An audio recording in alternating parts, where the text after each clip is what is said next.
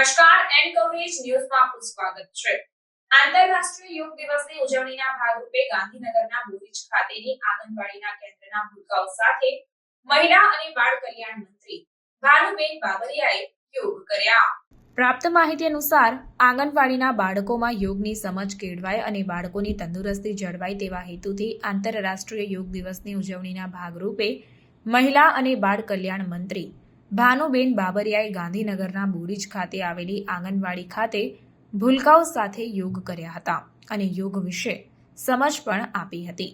આ ઉજવણીમાં ગાંધીનગરના કોર્પોરેટર ભરતભાઈ દીક્ષિત, મહિલા અને બાળ કલ્યાણ વિભાગના સંયુક્ત સચિવ પીએન મકવાણા, નાયબ નિયામક કૃષ્ણાબેન વૈષ્ણાની, મદદનીશ નિયામક ડોક્ટર હસીનાબેન મંસૂરી, ગાંધીનગર મહાનગરપાલિકાના પ્રોગ્રામ ઓફિસર આરતીબેન ઠાકર તથા અધિકારીઓ અને કર્મચારીઓ ઉપસ્થિત રહ્યા હતા.